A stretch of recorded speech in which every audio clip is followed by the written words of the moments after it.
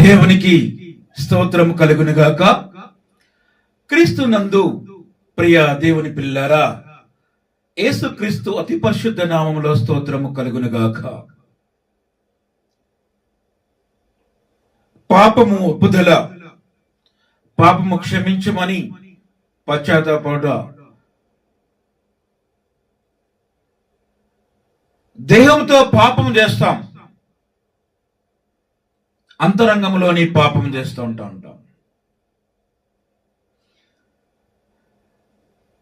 అంతరంగంలో చిన్న పాపమే కదా అని నువ్వు తీసివేయకు.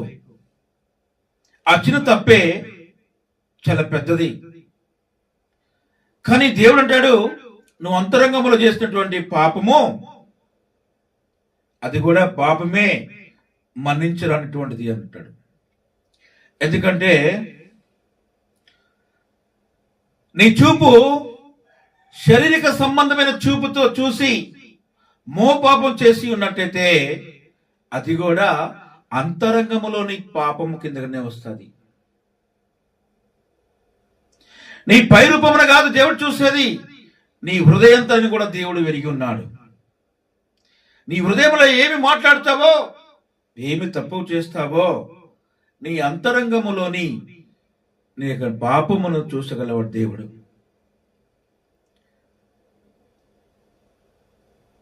ప్రేమైన దేవుని బిడ్డలారా, దేవునితో పాపము చేయటం అంటే అబద్ధం, మోసం, హింస, వ్యభిచారం. వ్యభిచారం అంటే శారీరక సంబంధమైనటువంటి వ్యభిచారం. అంతరంగములోని పాపం అంటే కోపం, అసూయ, ద్వేషం, అనుమానం, కామం. కామం అంటే మనసులో కలిగేటువంటిది. ఇవన్నీ కూడా దేవునికి వ్యతిరేకం, దేవుని దృష్టిలో చెడ్డవి. పాపముతో సమానంగా దేవుడు పోల్చినాడు. ప్రియమైన దేవుని బిడ్డలారా, నీ చూపు అనేది శారీరక సంబంధమైనటువంటి చూపు కాకుండా దేవుని ఆత్మను కలిగినటువంటి చూపుగా ఉండాలి. నీ అంతరంగము కూడా పాపములోకి పోకుండా నువ్వు దేవుని యందు విశ్వాసం కలిగి ఉండాలి. అంతరంగములో చిన్నదే అని అనుకుని తీసివేయకు. అంతరంగములో ఏర్పడినటువంటి పాపము అది దేహంతో పాపము పెద్దదయ్యి చాలా ఎండింగ్ అవుతుంది. కొందరి ఆ పాపం వల్ల ప్రాణాలు పోతాయి, దేవునికి దృష్టిలో దూరం అయిపోతాం, ప్రజల్లో చెడ్డవాళ్ళు అవుతాం. ప్రియమైన దేవుని బిడ్డలారా, దావీదు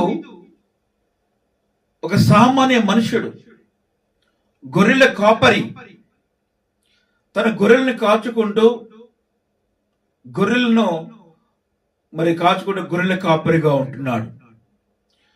కానీ దేవుడు ఇజ్రాయెల్ పక్షాన గొప్ప రాజుగా చేస్తాడు, ఉన్నతమైనటువంటి శిఖరం ఇస్తాడు, రాజు అనే కిరీటం ఇస్తాడు. ఇజ్రాయెల్ పక్షాన రాజుగా ఉంటాడు. అనేక మంది రాజులను ఓడించగలిగినాడు. యెహోవా నామములో ఆయన అనేక మంది రాజుల్ని ఓడించగలిగినాడు.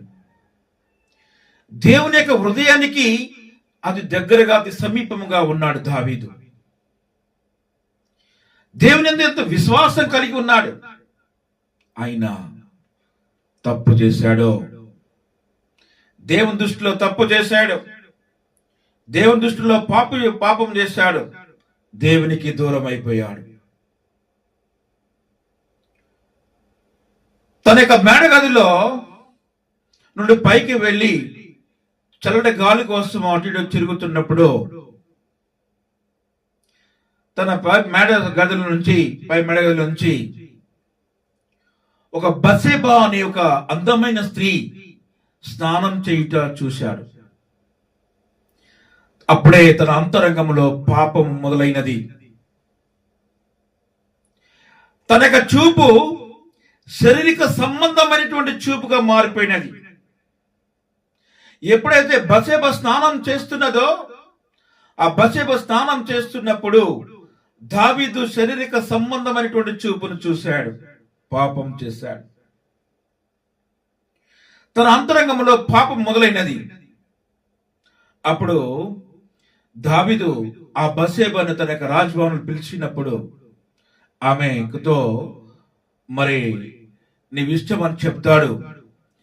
ఆమె అంటది, అయ్యా, ఇదివరకే నాకు వివాహం అయినది, నా భర్త ఉరియా మీ యొక్క సైన్యములో అది విశ్వాసం కలిగినటువంటి సైనికుడు అని చెప్పేది.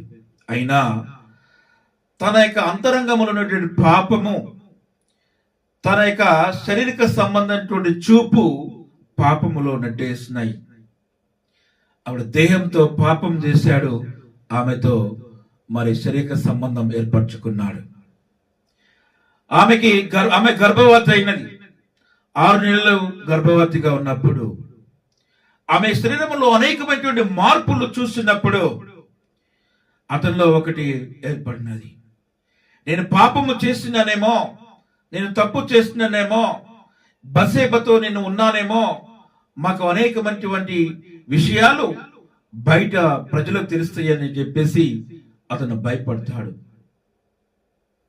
నాక ప్రజలలో నాకు విశ్వాసం కోల్పోతానేమో, నా గౌరవం పోతుందేమో అనుకొని అప్పుడు ప్లాన్ వేస్తాడు.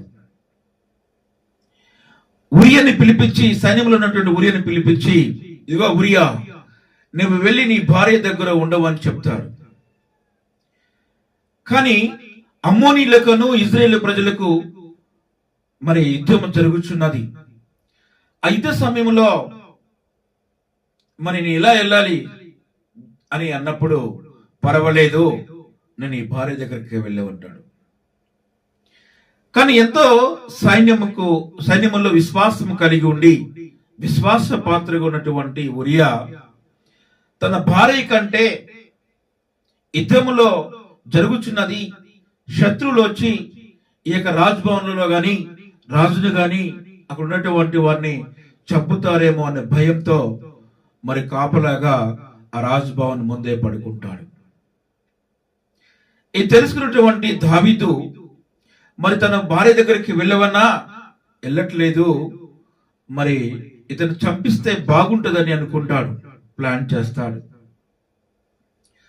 అప్పుడే అమ్మోనీయులకు ఇజ్రాయేలు ప్రజలకు మధ్య యుద్ధం జరుగుతుంటే మొదటి వరుసల్లో శత్రువులకు మొదటి వరుసలో ఉండవని తన సైన్యాధిపతిని పిలిచి ఆజ్ఞిస్తాడు.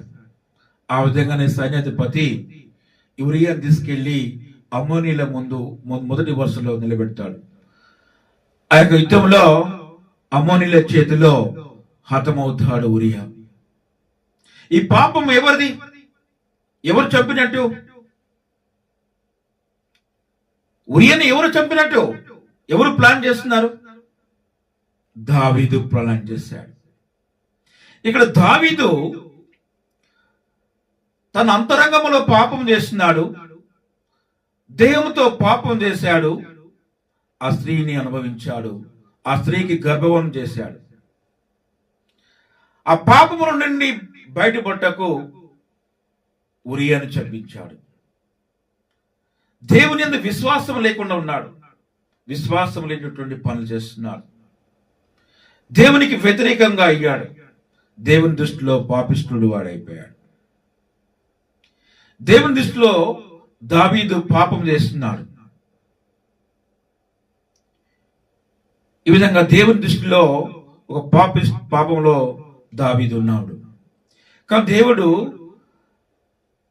మరి దావీదు యొక్క తప్పును తెలియపరచుటకు, దావీదు చేసినటువంటి తప్పును తెలియపరచుటకు నాతాను అనే ఒక ప్రవక్తను ఆ యొక్క దావీదు దగ్గర పంపిస్తాడు.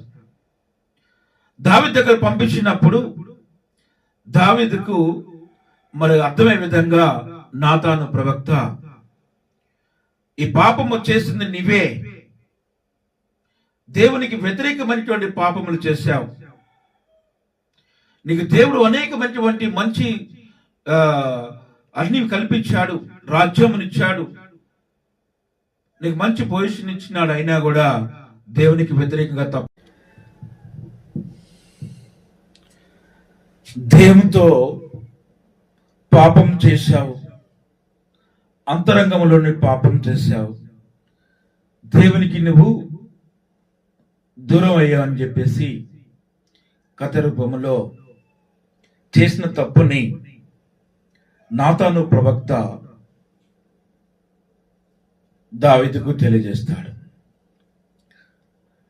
దేవునితో పాపం చేయటం అంటే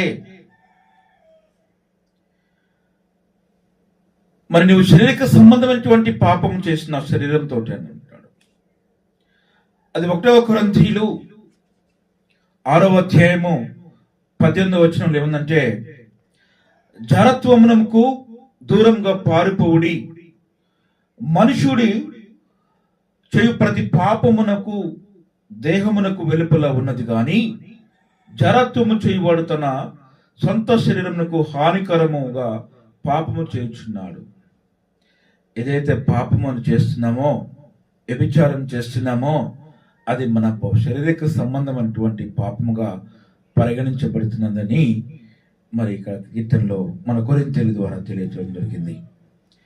అలాగే అంతరంగంలోని పాపము, మనక అంతరంగంలోని పాపము అనేది చేస్తుంటాం. దేవునికి మన చూపు శారీరక సంబంధమైనటువంటి చూపుతోటి దేవుని దృష్టిలో మన పాపస్తులు అవుతాం, పాపవస్తులు అవుతాం. అంతరంగం ద్వారా పాపం చేస్తూ ఉంటుంటాం అంటున్నాడు దేవుడు.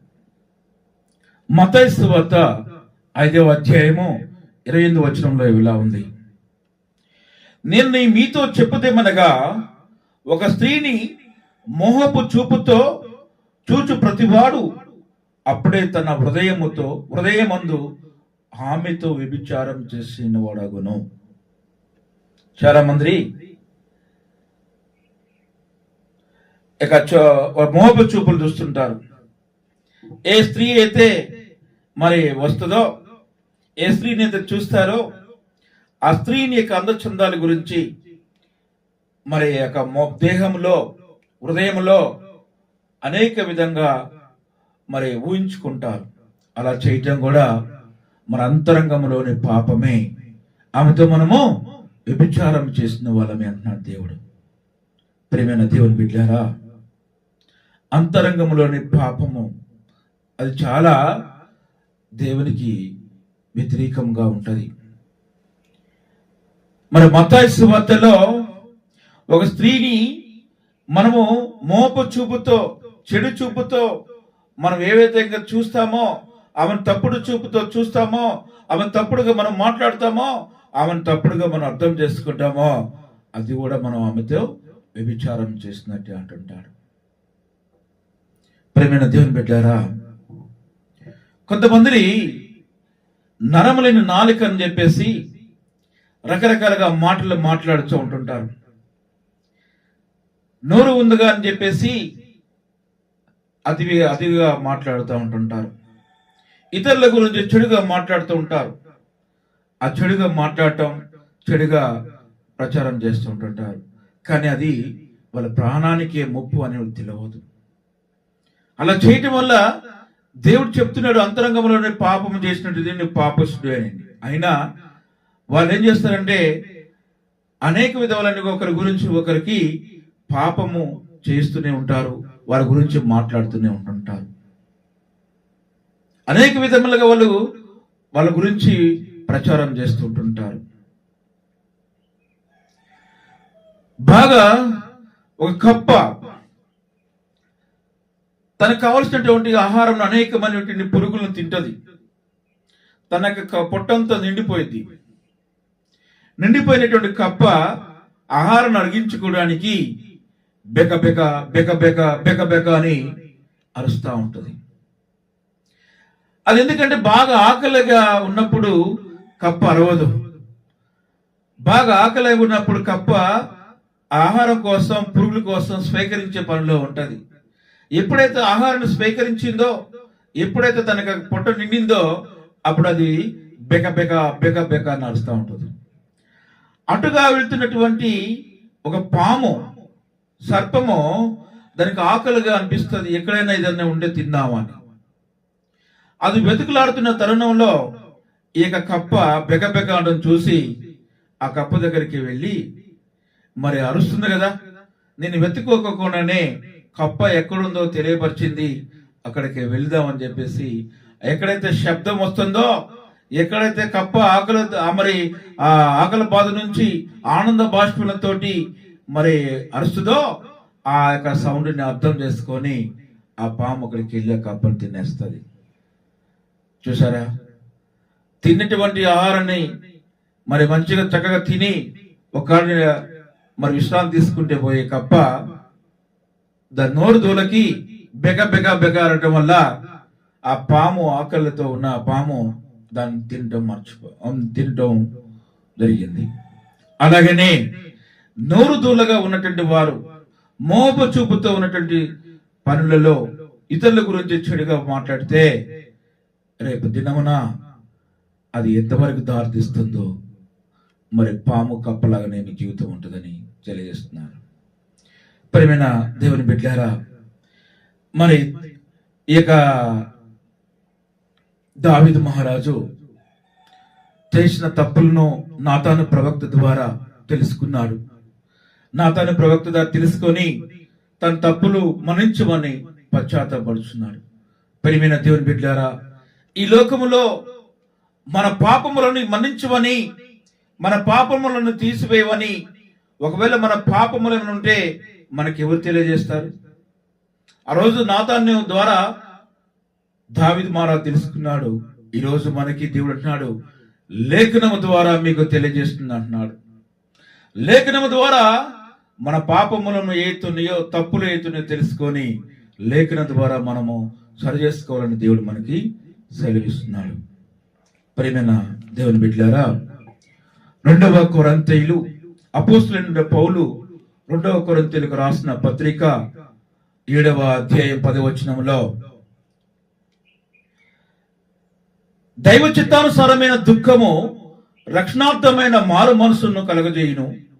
ఈ మారు మనసు దుఃఖమును పుట్టించుదు, అయితే లోక సంబంధమైన దుఃఖము మరణమును కలగజేయును అంటున్నాడు.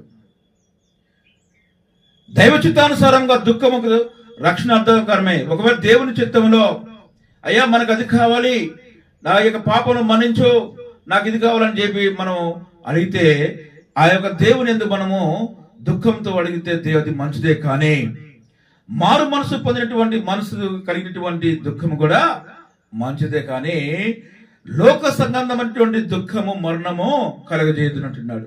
ఇక లోక సంబంధమైనటువంటి దుఃఖం ఏముంది? దావీదు మహారాజు బత్షెబను మరి ఆమెతో ఉండటం, ఆమెతోటి అంతరంగములను పాపం చేయటం, దేవునితో పాపం చేయటం, భర్తను చంపటం, యుద్ధం జరిగే సమయంలో రాజు యుద్ధాన్ని పోకుండా కామంతో ఉండటం అన్ని కూడా మరి ఎన్ని కూడా లోకాలను సంబంధమైనటువంటి దుఃఖమే. కాబట్టి దేవా నన్ను మన్నించయ్యని పశ్చాత్తాపడి దేవుని యందు అడుగుచున్నాడు. ప్రియమైన దేవుని బిడ్డలారా, అలాగే కీర్తనలు రాసినటువంటి గ్రంథంలో 51వ కీర్తనలో కూడా ఈ విధంగా మరి దావీదు పశ్చాత్తాపడుచున్నాడు. 50 కీర్తనలు 51వ వచనంలో దేవా నీ కృప చేత నీ కృప చొప్పున నన్ను కరుణింపుము, నీ వాత్సల్య బాహుల్యము చొప్పున నా అతిక్రయములను తుడిచివేయమంటున్నాడు. అలానే 51వ అధ్యాయంలో 10వ వచనంలో దేవా నా యందు శుద్ధ హృదయము కలుగజేయము, నా అంతరంగములో స్థిరమైన మనసును నూతనముగా పుట్టించుమంటున్నాడు. దేవుని చేసిన పాపములను మన్నించయ్యా, నా అంతరంగములో నేను చేసినటువంటి పాపములు ఏదో నాకు స్థిరమైన మనసుని అయ్యా, నీలో ఉండేటువంటి మనసుని ఇవ్వని చెప్పేసి అడుగుతున్నాడు. మారు మనసుని ఇవ్వంటున్నాడు, పశ్చాత్తాపమైనటువంటి మనసుని ఇవ్వంటున్నాడు. దేవాని యందు నమ్మకమైన జీవితం, యథార్థమైన జీవితం ఇవ్వంటున్నాడు. అది అంతరంగంలో చేసే పాపం కాకుండా దేవునికి నచ్చే విధంగా ఇవ్వని దేవునిలో మొరబెట్టుకుంటున్నాడు. ప్రియమైన దేవుని బిడ్డలారా, మీరు కూడా లేఖనం ద్వారానే మీరు ఉండవాలని